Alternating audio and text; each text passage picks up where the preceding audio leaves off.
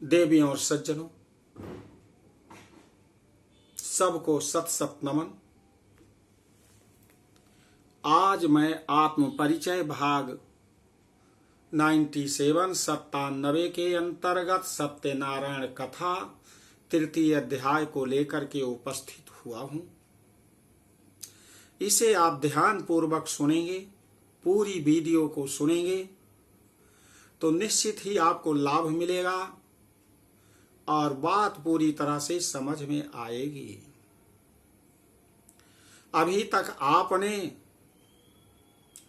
उल्कामुख और प्रमुग्धा की कथा का श्रवण किया।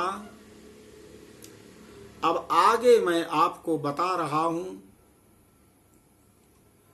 कि ऐसी सुंदर घटना के बाद, ऐसा सुंदर न्याय दिया राजा उल्कामुख ने और उसके प्रत्युत्तर में प्रमुग्धा ने कहा कि हर भारत की नारी अपने पति का कल्याण चाहती है। इतना सुनने के बाद उल्कामुख सिंहासन से उठ करके और प्रमुग्धा को गोदी में लेकर के नृत्य करने लगता है। सारी जनता नृत्य करने लगती है और वहीं पर विधि सम्मत सनातन धर्म के अनुसार वेद सम्मत प्रमुग्धा और उल्कामुख का विवाह हुआ। तो इस तृतीय अध्याय के कथा का श्रवण यदि हम करते, हमारे घर में विवाह से संबंधित कोई परेशानी है तो सारी परेशानी दूर हो जाती है। बिल्कुल सत्य है। यदि किसी को संतान नहीं है तो संतान भी मिल जाती है, ये भी बिल्कुल सत्य है। ये भी बिल्कुल सत्य है।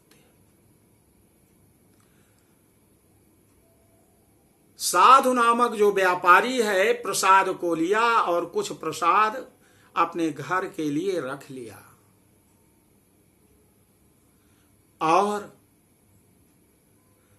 अपने घर पहुंचा तो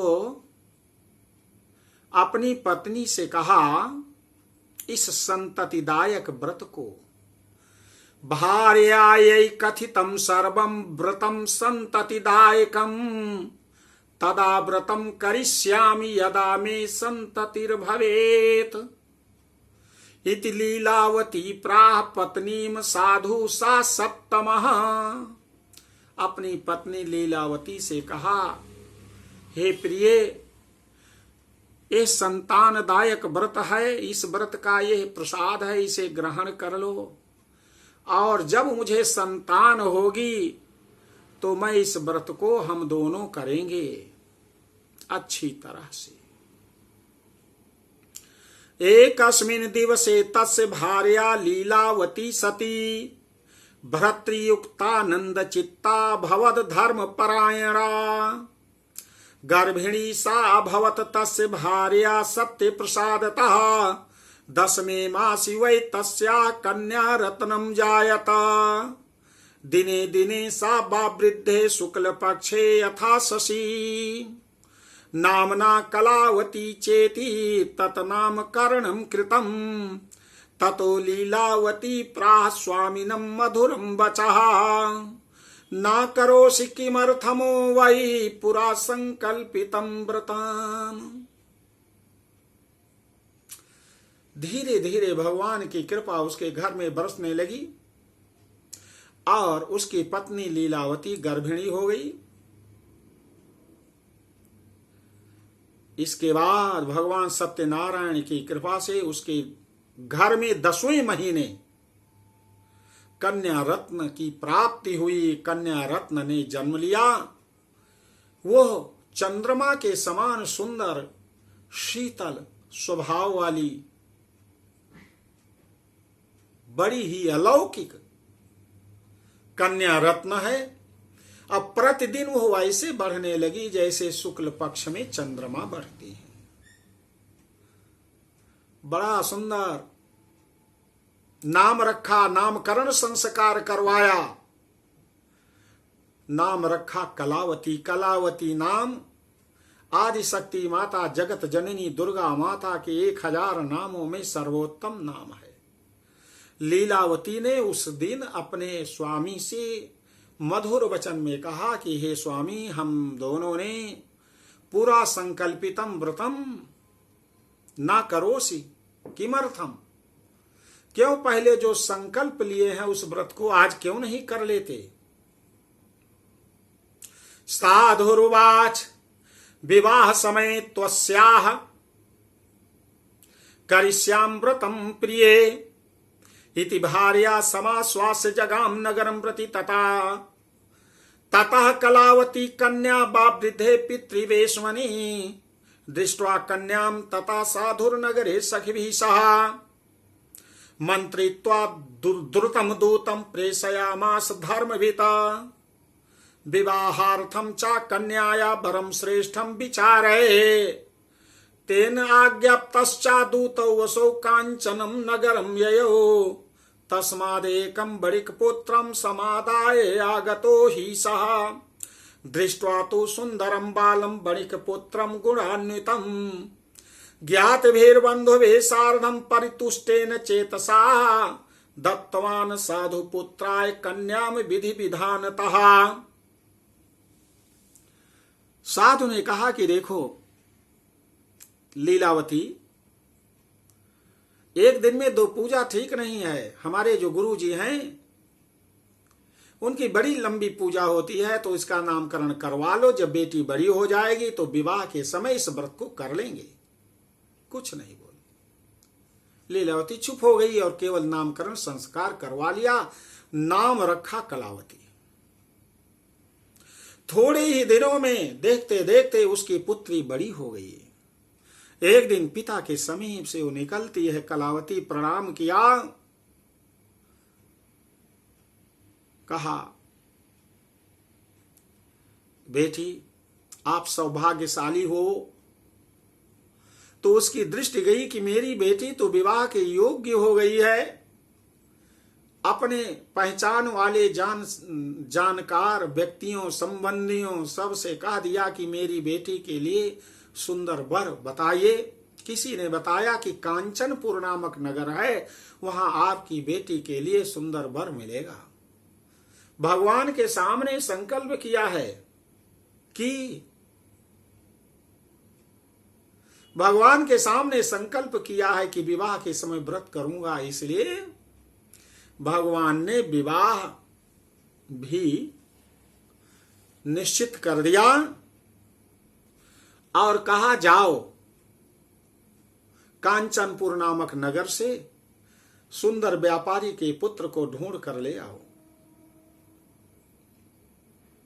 उसके नौकर जाते हैं, उसके इष्ट मित्र जाते हैं। एक बड़े सुंदर गुणवान विचारवान बुद्धिमान और व्यापार कर्म में दक्ष, जैसे आज IIM से MBA किया हुआ, मार्केटिंग से, फाइनेंस से बहुत ही बुद्धिमान। पहले पिता स्वयं नहीं जाता था वर की खोज में। नाई और पंडित अपने सगे संबंधियों को भेज देते थे और वही लोग सोचते थे कि जैसे पुत्री होगी वैसे वर भी हो।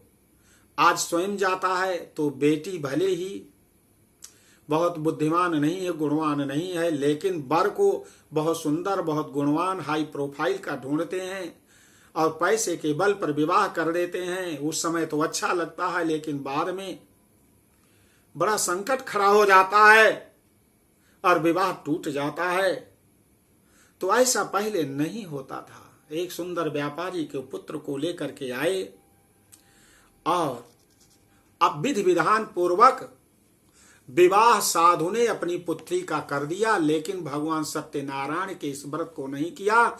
और उस दिन उसकी पत्नी लीलावती ने भी नहीं ध्यान दिलाया कि हे स्वामी इस व्रत को कर लीजिए। वो देख रही है कि मेरे स्वामी दिन भर दौड़ भाग करते हैं, बेटी के विवाह में बहुत तैयारियां करनी होती हैं, दिन भर दौड़ भाग करना होता है, इसलिए आज कहेंगे तो और अधिक क्रोध और गुस्सा करेंगे मेरे स्वामी, इसलिए उसने याद नहीं दिलाया। यही बहुत बड़ी भूल किया लीलावती। पत्नी को चाहिए कि धर्म के लिए, कर्म के लिए, अध्यात्म के लिए, पूजा पाठ के लिए अपने पति को हमेशा प्रेरित करती रहे। उसको लेकर के सदैव उसके दाहिने रह करके भगवान के यज्ञ आदि अनुष्ठान को पूरा करे, तो कभी कष्ट नहीं आएगा। यह भूल उसने कर दिया। ततो अभाग्यवशात तेन विस्मृतम व्रतम उत्तमम विवाह समय तस्यास्तेन रुष्टो अभवत प्रभु। ततः कालेन नियतो निज कर्म विशारदाः वाणिज्यार्थम तथा शीघ्रम जामात्र सहितो वणिक रत्नसारपुरे रम्ये गत्वा सिंधु समीपतः वाणिज्यम अकरोत् साधुर्जामात्रा श्रीमता सह। तौ गतौ नगरे रम्ये चंद्रकेतुर्नृपस्य च एतस्मिन्नेव काले तु सत्यनारायणः प्रभु भ्रष्ट प्रतिज्ञम आलोक्य शापम तस्मै प्रदत्तवान् दारुणम कठिनम चास महदुःखम भविष्यति। विवाह हो जाने के बाद साधु ने अपने जामाता को लिया और रत्नसारपुर नामक नगर जो सिंधु नदी के किनारे है वहीं पर चला गया व्यापार को करने के लिए। भगवान रुष्ट हो गए कि विवाह के समय स्वयं संकल्पित किया था, भगवान सत्यनारायण का व्रत नहीं किया। तभी से हिंदू धर्म में बेटी का विवाह के पहले भगवान सत्यनारायण का व्रत कन्या के माता पिता जरूर करते हैं। वहीं से चला आ रहा कि सब कुछ मंगल करें प्रभु। भगवान रुष्ट हो गए हैं और अपने द्वारा की हुई प्रतिज्ञा से भ्रष्ट देख करके शाप दे दिया। क्या? दारुणम कठिनम चास्य महादुखम भविष्य। तुम्हें दारुण और कठिन दुख होगा। दारुण दुख को कोई सह नहीं पाता है। जाओ प्रभु दारुण दुख दीन्हा ताको मति आगे हरि लेना। जाको प्रभु दारुण दुख दीन्हा ताको मति आगे हरि लेना। बुद्धि भगवान हरण कर लेते हैं। वहां का राजा चंद्रकेतु है, बड़ा क्रोधी, बड़ा न्यायप्रिय, क्राइमलेस और करप्शनलेस भारतवर्ष है। वहां पर कोई क्राइम नहीं हो रहा है, कोई अत्याचार भ्रष्टाचार नहीं है, चोरी नहीं हो रही है, डकैती नहीं हो रही है। लेकिन भगवान की कृपा से राजा चंद्रकेतु के खजाने में चोरी हो गई और चोर वहीं पर धन लेकर के आए, आपस में बांटना चाहते हैं। जहां दोनों व्यापारी सिंधु नदी के किनारे पर झोपड़ी बनाकर रह रहे हैं। एकस्मिन् दिवसे राज्ञो धनम आदाय तस्करः तत्रैव चागतः चोरो वणिजो यत्र संस्थितो। तत्पश्चात् धावकान् दूतान् दृष्ट्वा भीतेन चेतसा धनम संस्थापित तत्रैव सातु शीघ्रम लक्षितः। दूतौ ततो दूता समायाता यत्रास्ते सज्जनो बणिक दृष्ट्वा नृपधनम तत्र बद्ध्वा नीतो बणिकसुतौ। हर्षेण धावमानाश्च प्रोचुर नृप समीपतः तस्करो दौ समानीतो विलोक्य आज्ञापय प्रभो। राज्ञा आज्ञाप्तास् ततः शीघ्रं दृढ़ं बद्ध्वा तु ताउभौ स्थापितौ द्वौ महादुर्गे कारागारे विचारतः मायया सत्यदेवस्य न श्रुतं कैस्तयोर्वचः अतस्तयोर्धनं राज्ञा गृहीतं चंद्रकेतुनः। इस प्रकार जब राजा चंद्रकेतु के खजाने में चोरी हो गई, चोर सारा धन लेकर के वो दोनों व्यापारी जहां पर नदी के तट पर झोपड़ी बनाकर रह रहे हैं वहां पर ला करके आपस में बांटना चाहते हैं।